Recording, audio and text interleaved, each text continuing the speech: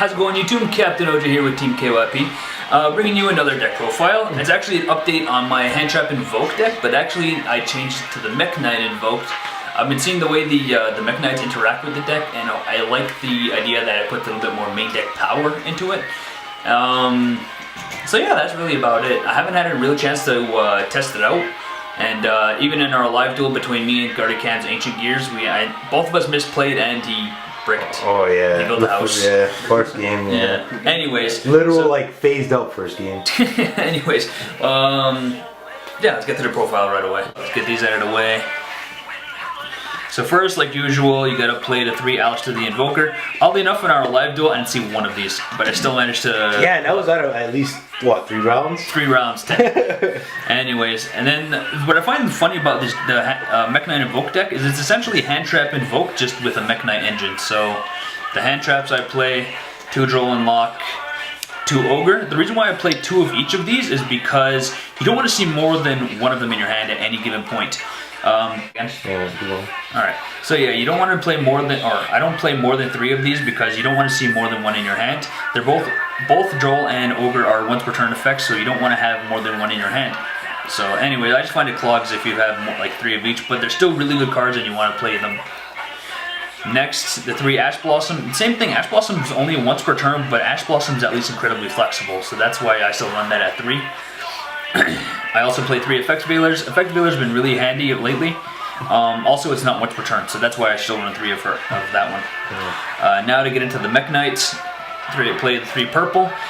The purple and blue are mandatory. You play 3 of them, mainly because they search each other out. Purple can search for blue, and blue can theoretically search for 2, maybe even 1 to 3 cards, depending on your opponent's setup. But as you can see, it's actually a going second deck because it helps OTK, and you know, you just get a lot of big bodies on board now. And I only play 1 indigo and 1 red. These are really, really good cards, monster removal, and helps move your monsters around.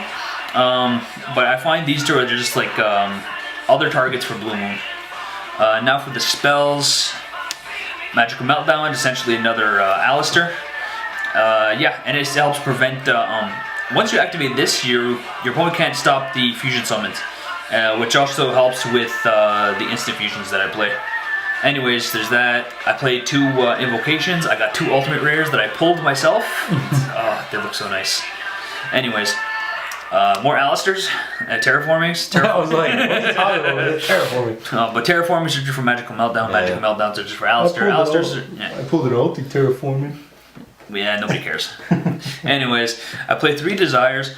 I was really contemplating on putting the Spellbook engine in here. It's, I don't know, I'm polarized between that because the Spellbook engine's a little bit larger and I'm still a little bit iffy on playing it.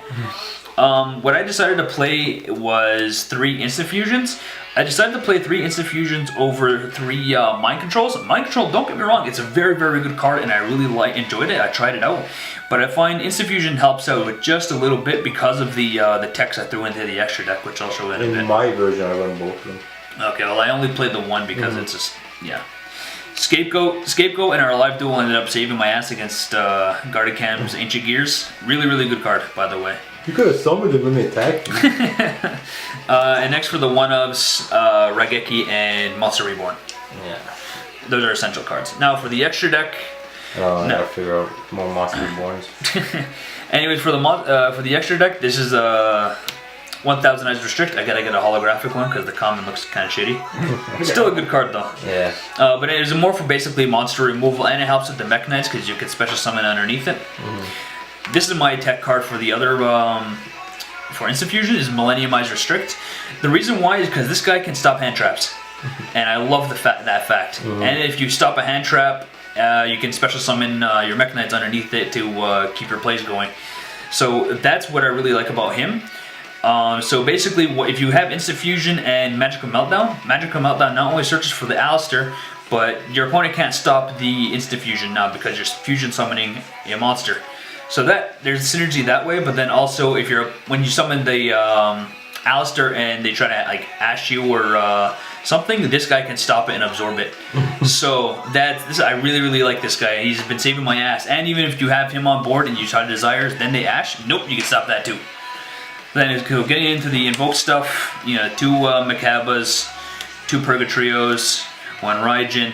I have a lot more links now because I started using the scapegoats, but also the instant fusion helps out. So 1 Underclock Taker helps with just like putting damage on board and like getting over bigger monsters. 1 Link Karibo, 1 Link Spider, mainly for the scapegoat play. Same thing with the Proxy Dragon. Now these are considered more the Link boss monsters that I play. Triple Burst Dragon, mainly for just putting more damage on board and doing piercing damage, because this guy actually won me games a few times before. Barrel Load for stealing your opponent's monsters, and if I can combo it off right, I'll use Topologic Bomber Dragon to finish off games for like hardcore damage on board. If you combo this off with like where is he, Underclock Taker, and you're doing like stupid amount of damage. It's amazing.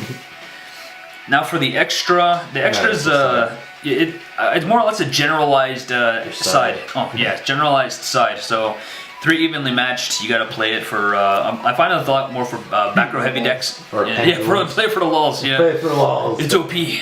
Yeah, so OP. Yeah, so OP. In all reality, what it is, because you play this and against back row heavy decks or pendulum decks, and it's a blow up. Yeah.